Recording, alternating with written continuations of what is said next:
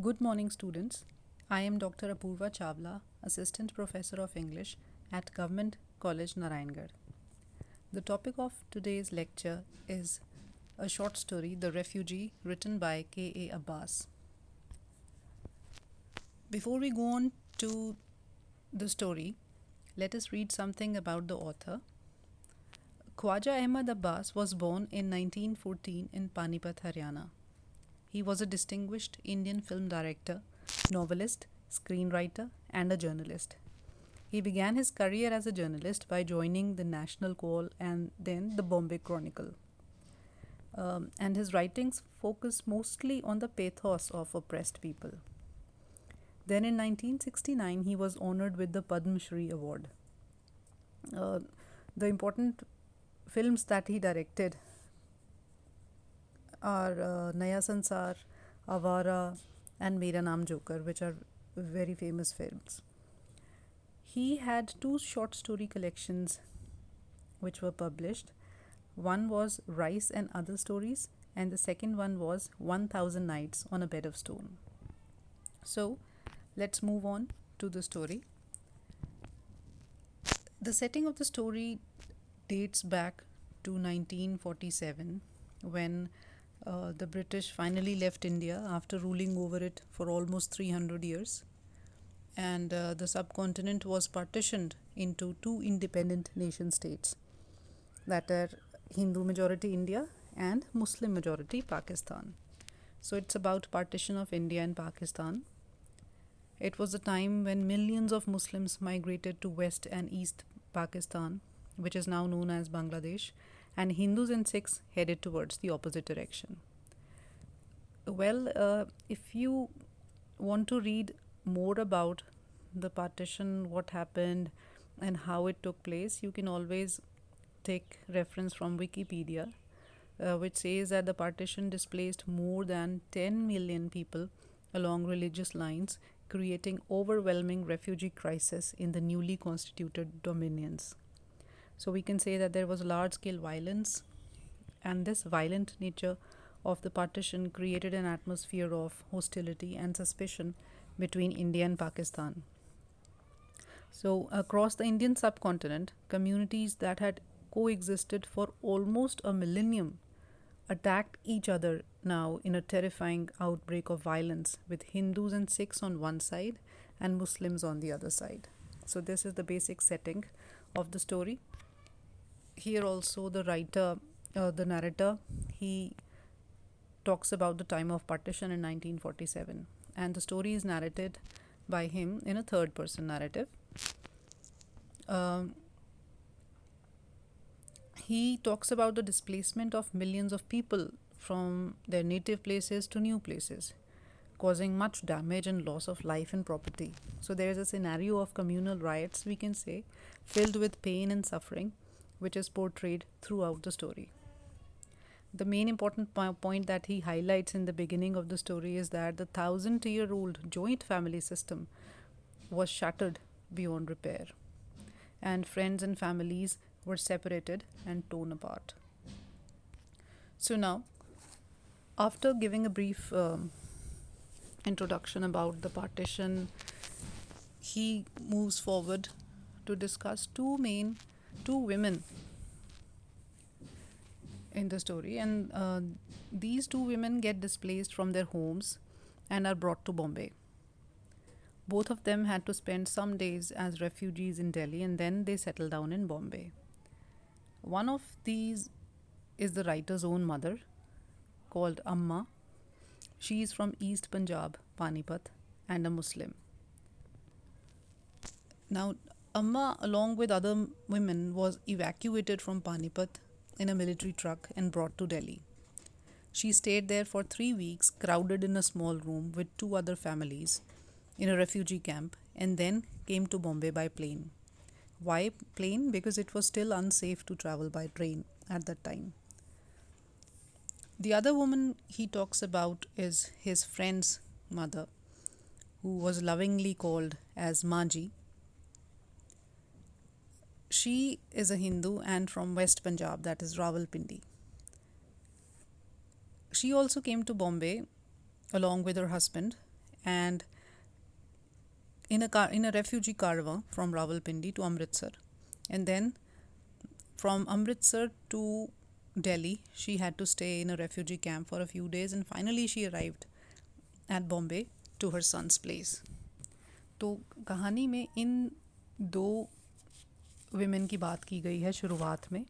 एक जो राइटर की अपनी माँ हैं जिनको वो अम्मा कहते हैं, और दूसरी वो उनके दोस्त की माँ हैं जिनको सभी लोग प्यार से माँ जी कहते हैं.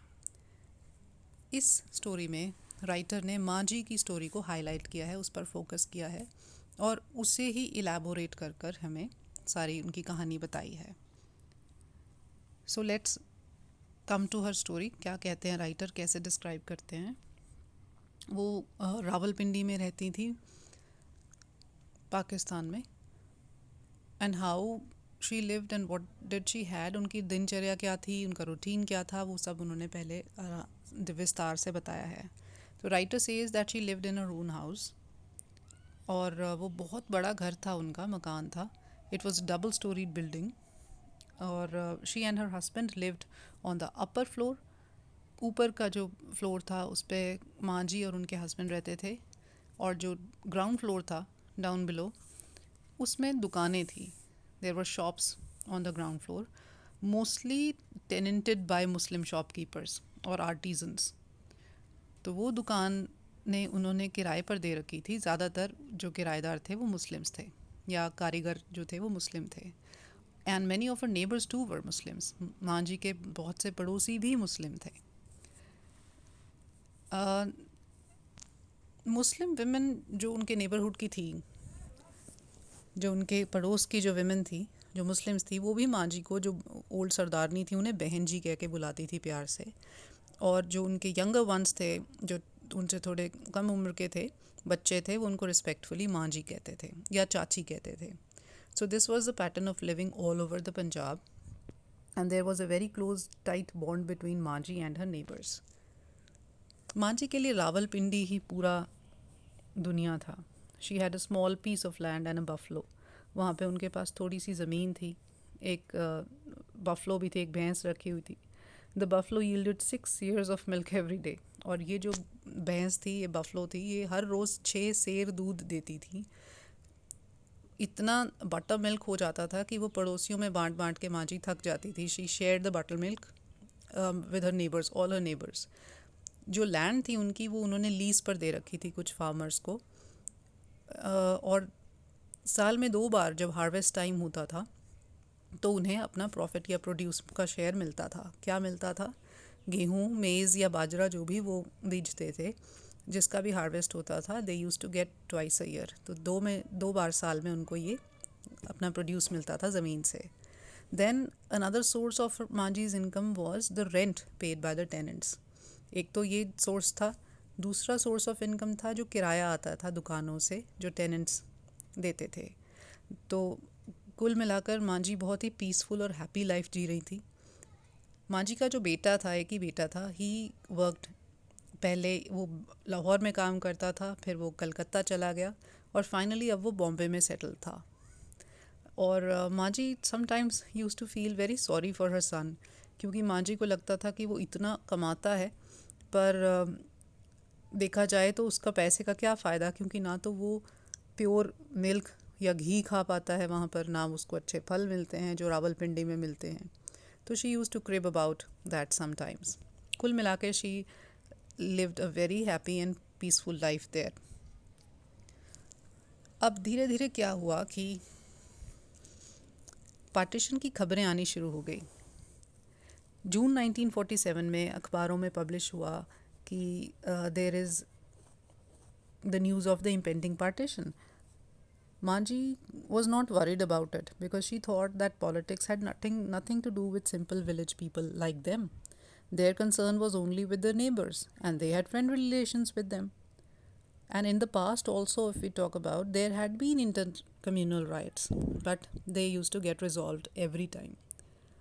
तो माँ जी को लगता था कि ऐसी खबरें तो आती रहती हैं कि कम्यूनल अनरेस्ट हो गया, कहीं पे कोई झगड़ा, कहीं पे कोई झगड़ा. पार्टीशन की खबरें आती हैं, बट हमेशा सब कुछ सेटल हो जाता है, तो अभी भी हो जाएगा. But This time, the fire of hatred and violence raged more fiercely than ever before. Even then, Manji was sure that it wouldn't soon cool off. फिर भी she was sure कि सब ठीक हो जाएगा. फिर धीरे धीरे क्या हुआ, she was persuaded to leave home. पहले her son wrote from Bombay asking them to come there. Then many of her relations and Sikh and Hindu neighbors already went away to East Punjab. उन्हीं के मांझी के ही कई पड़ोसी, कई relations में जो सिख और हिंदू थे वो छोड़ के जा भी चुके थे east Punjab. But Manjhi was not ready to abandon her beloved Rawalpindi. She was confirmed that no Muslim could harass her here because they were her own children. Then, a few days later, Muslim refugees came from East Punjab. Rawalpindi में east Punjab से कुछ मुस्लिम refugee आए. उनके मन में यहाँ के जो हिंदूज और सिख थे उनके प्रति हेट्रेड था, रिवेंज था, क्योंकि वो अपने घर से बेघर हुए थे. So they had bitter feelings of revenge and hatred towards Sikhs and Hindus. अब इन रेफ्यूजियों के आने के बाद रावलपिंडी में हिंदूज और सिख्स का रहना मुश्किल हो गया था. तो कुछ मांझी के कुछ मुस्लिम नेबर्स उनके पास आए. उन्होंने फिर से उन्हें कहा कि अब आपके लिए यहाँ रहना सेफ़ नहीं है, तो आप अपने बेटे के पास बॉम्बे चले जाइए. And one of a tenants, a Muslim tailor, उसने कहा कि I will keep a watch day and night to protect you, कि मैं आपका ध्यान रखूँगा जब तक आप हो, बट आपके लिए सेफ़ नहीं है यहाँ पर रहना. देन जब तक ये मुस्लिम रेफ्यूजीज़ यहाँ पर थे, मांझी उन रेफ्यूजियों की मदद किया करती थी. वो बहुत ही हेल्पफुल लेडी थी. उनके मन में सबके लिए प्यार था, चाहे वो हिंदू है, चाहे सिख है, चाहे मुस्लिम है. वो बेचारी उन रेफ्यूजी की कंडीशन से इतनी आहत हो जाती थी, इतना उनको तरस आता था कि वो वॉलंटरली उनके लिए बहुत कुछ भेजा करती थी, डोनेशंस देती थी, जैसे food, clothes, blankets, weddings etcetera. और उन्होंने कभी मन में सोचा भी नहीं था कि ये मुस्लिम हैं. देवर ऑल, वो सबको एक जैसा मानती थी, अपने बच्चों की तरह मानती थी.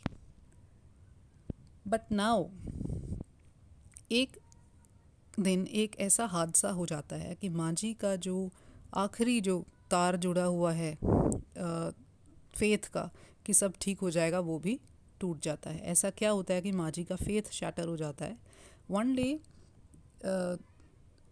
एक हिंदू टांगा वाला and his innocent horse, they were brutally killed in front of her house. तो मांझी के घर के सामने ही एक टांगे वाले को और उसके घोड़े को मार दिया जाता है, सिर्फ इसलिए क्योंकि टांगा वाला एक हिंदू था.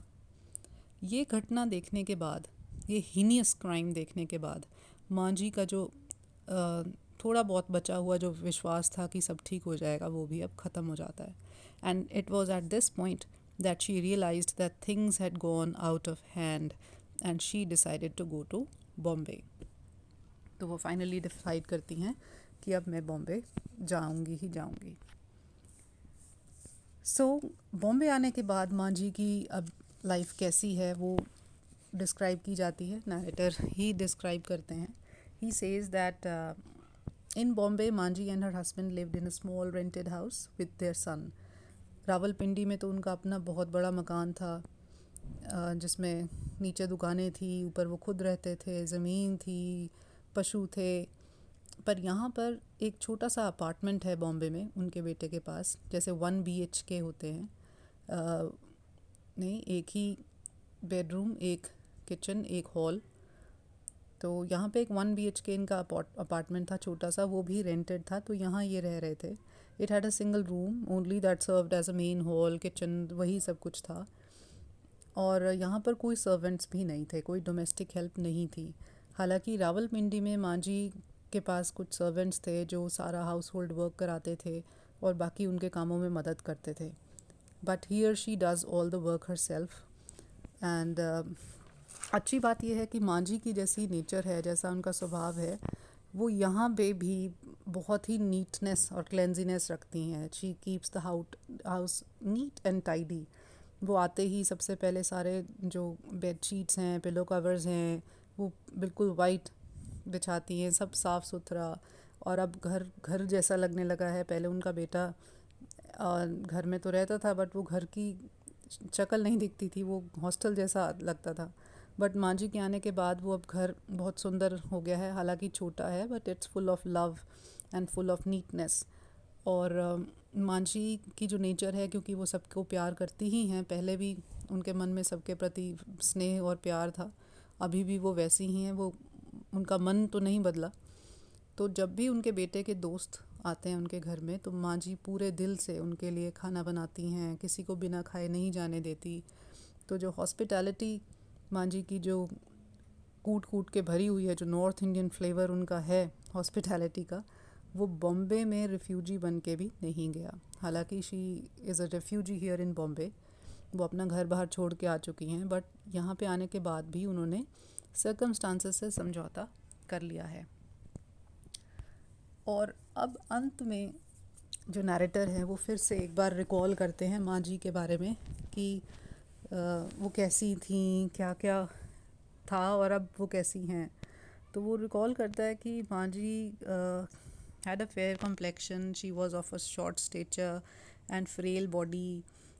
उनके बाल जो पहले ग्रे होते थे पार्टीशन से पहले, now they have almost turned white. उनकी हेल्थ भी अब अफेक्ट हुई है इस अपहीवल के कारण। अभी she had attacks of asthma and neuralgia, but still it seems that Manji was not defeated by the circumstances she was in. फिर भी वो हार नहीं मानी थी अपने हालातों से। हालांकि जब वो डिस्प्लेस हुई थी, जब रावलपिंडी छोड़ के आई थी, तब उन्हें लगता था कि शायद मैं कुछ समय बाद शायद घर वापस लौट पाऊँ, पर धीरे धीरे जैसे हालात हुए, she had lost that faith कि अब वापस जाना तो नहीं है। तो she had left all of her belonging, सब कुछ वहीं पे छूट गया। बट स्टिल उनके मन में अभी भी किसी के प्रति कोई रोष नहीं था, कोई गुस्सा, कोई कर्सेस, कोई अब्यूज़ नहीं था। और she had made friends with her circumstances. अब वो अडेप्ट कर चुकी थी। She appeared to be able to rise above the conflict and continue with life to the best of her ability, we can say. और अच्छी बात यह है कि राइटर कहते हैं कि वो कभी अपनी ट्रेजेडी को प्रोक्लेम नहीं करती हैं। वो कभी शी नेवर अब्यूजेस और curses those people who made her leave her home for ever, जिनके कारण उन्हें अपना घर हमेशा के लिए छोड़ना पड़ा। उन्हें भी वो कोई कर्स, कोई अब्यूज़ नहीं करती हैं। मन में अभी भी उनके किसी के प्रति भी कोई बुरी भावना, हेट्रेड नहीं है। हाँ, कभी कभी she remembers her Muslim neighbours with affection. At times she longs for Rawalpindi and gets upset, क्योंकि ये तो स्वाभाविक है ना कि अपना घर याद आना, अपने पड़ोसी याद आना, अपना रावलपिंडी के लिए वो बहुत ही कभी कभी उदास हो जाती थी, क्योंकि यहाँ वो रेफ्यूजी थी, तो मन में वो तो स्वाभाविक है। But whenever she received a letter from her neighbors in Rawalpindi, she was moved to tears. तो कभी कभी उनको चिट्ठी आती थी पड़ोसियों से, वो लिखती भी थी लेटर्स, तो तब वो इमोशनल और भावुक हो जाती थी। So in the end we can rightly say that Maaji is a good natured woman and she is an epitome of motherhood also. सबके लिए मन में प्यार, माँ जैसा, तभी माँ जी उनको कहते थे लोग। She has not only adapted well in Bombay now, but also has made it into a home. तो आखिर में जब राइटर एंड करता है स्टोरी को, नरेटर, तो वो आखिर जो लाइन कहता है वो बहुत ही एप्ट है स्टोरी की। He says that in the intentionally human heart of this refugee there is neither anger nor self pity but only memories of her native place, of her beloved Rawalpindi. तो माँ जी का जो दिल है वो इतना ह्यूमन है, इतना इनोसेंट है कि उनके मन में किसी के लिए गुस्सा नहीं है, ना सेल्फ पिटी है, अपने ऊपर तरस भी नहीं है, पर सिर्फ मेमोरीज़ हैं अपने घर की, अच्छी यादें हैं अपने घर की, अपने प्यारे रावलपिंडी की। तो ऐसे वो अपना जीवन अब बॉम्बे में व्यतीत कर रही हैं। So this is where the story ends. यहाँ पर स्टोरी ख़त्म हो जाती है। सो स्टोरी में कुल मिला के क्या है, it's about one woman's story. माँ जी की ही कहानी है जो पार्टीशन के कॉन्टेक्स्ट में सुनाई गई है। संदर्भ है इंडिया एंड पाकिस्तान का पार्टीशन। हम सब ने ऐसी कहानियाँ पहले भी सुनी हुई हैं। आई एम श्योर कि हमारी ही कई जनरेशन्स वहीं से ही डिस्प्लेस हुई हैं। my grandmother, my maternal grandmother, had come from Pakistan here and settled down here. तो मैंने भी बचपन में बहुत सी किस्से सुने हैं पार्टीशन के, कुछ अच्छी यादें, कुछ बुरी यादें. सो ऐसी ही मेमोरीज माँ जी की भी हैं स्टोरी की. So I hope you like the story and I hope the story is clear enough. All I could say is thank you very much for listening to me, and the questions would be taken in the next lecture. Thank you.